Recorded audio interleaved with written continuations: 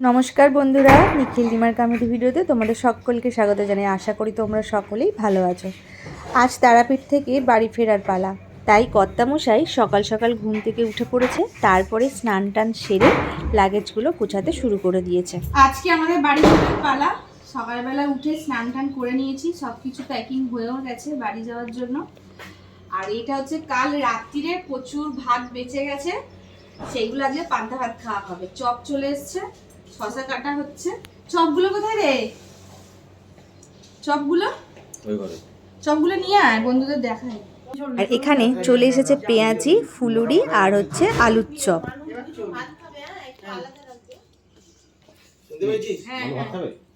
ঠিক আছে, চলো আমরা সব জোগাড় করে নিই, করে খাওয়া দাওয়া করে আবার বেরোতে হবে। আমাদের 12টা 10-এ ট্রেন আছে। আমি সমস্ত খাবারের জোগাড়টা করে দিলাম আর বুনটিকে বললাম তুই বাচ্চাগুলোকে খাবার দিয়ে দে। বলতেই আমরা একটু বেরিয়ে পড়েছিলাম। চলো লাস্ট একবার মায়ের সঙ্গে দেখা করে চলে আসি। আর আমরা বেরিয়ে পড়েছি মায়ের সঙ্গে দেখা করতে। না, ও খেতে বসে গেছে। দারুণ তো, টেস্ট তো হবে এই চায়ের। মাটির ভাঁড়েই চা হচ্ছে, আবার মাটির ভাঁড়েই খেতে দিচ্ছে, মাটির ভাঁড়েই রাখছে। মায়ের মন্দিরে যাওয়ার পথে কাকাতুয়ার দোকানটা পড়েছে, আর কর্তামশাইকে বলে দিলাম যে তুমি কাকাতুয়া থেকে একটু প্যারা নিয়ে চলে যাও। মন্দিরের কাছে এসে শুনলাম যে মায়ের মন্দির এখন বন্ধ আছে, আমাদের ঢুকতে দেবে না। তো যাই হোক, ফেরত যাই। আজ মায়ের মন্দিরে উপরাষ্ট্রপতি আসবেন, সেই জন্য মায়ের মন্দির সাধারণ মানুষের জন্য বন্ধ। উনি যেহেতু আসবেন, কি আর করবো, ওই জন্য হোটেলে ফেরত চলে এলাম। আর এসে আমাদের এখন অনেক কাজ আছে, বেরোতে হবে, সেই জন্য তাড়াহুড়ো করে উপরে উঠে পড়লাম আর গিয়ে সবাই মিলে আমরা খেতে বসে গিয়েছিলাম। তারপরেই আমরা খুব তাড়াহুড়ো করে খাওয়া দাওয়াটা কমপ্লিট করেই আমরা ব্যাগপত্র নিয়ে নিচে চলে গেলাম। রিসেপশন থেকে ওনারা বললেন আপনারা তাড়াতাড়ি বেরিয়ে যান, কারণ কি উনি যেহেতু আসবেন, মানে উপরাষ্ট্রপতি যে আসবেন, তার কারণে রাস্তাঘাট নাকি সব বন্ধ থাকবে। যার কারণে আমরা তাড়াতাড়ি করে গিয়ে একটা ম্যাজিক গাড়িতে উঠে পড়েছিলাম।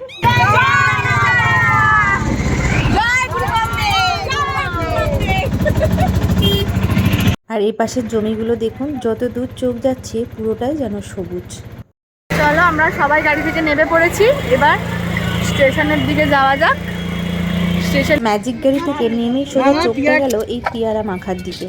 তারপরেই ওখানে আমরা দাঁড়িয়ে পড়েছিলাম, দাঁড়িয়ে পেয়ারা মাখা আর শশা মাখা দুটোই নিয়ে নিয়েছি। দেখো কি সুন্দর করে মাখিয়ে দিয়েছে, দেখে যা লোভ লাগছে। পুরো কাসন্দি দিয়ে, ভাজা মশলা দিয়ে, ওনাদের যা যা আছে সব কিছু দিয়ে খুব সুন্দর করে মাখিয়ে দিয়ে, আর তারপরে পেঁয়াজ করলো।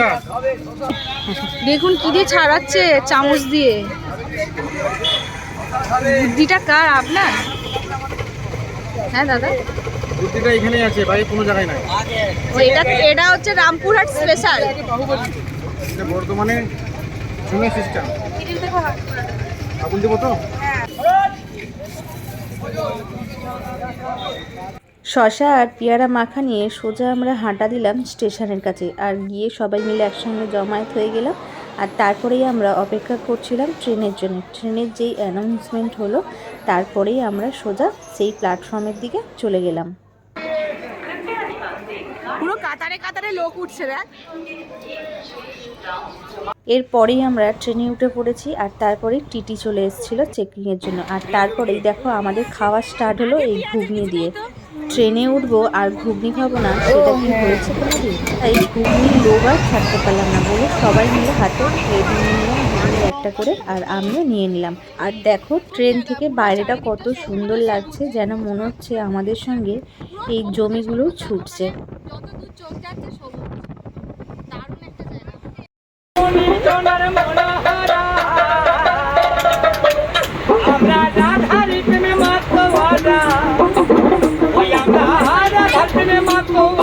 বাউল গানটা দেখেই আর পেয়ারা মাখাটা নিয়ে সোজা চলে এসেছিলাম দিদিদের কাছে।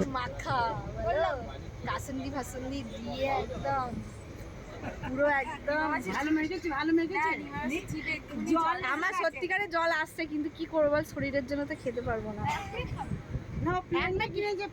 প্লেন কিনেছি পেয়ারা।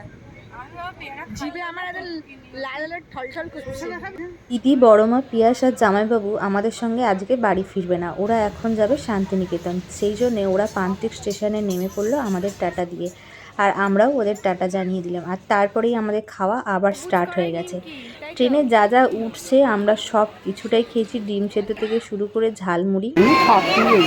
এখন কলা খাওয়া চলছে।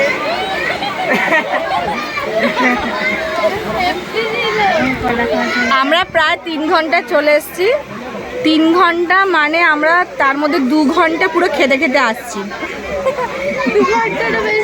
একটার পর একটা খেয়ে যাচ্ছি, একটার পর একটা খেয়ে যাচ্ছি, টাইম পাস করছি, তাও আমাদের পেট ভরছে না।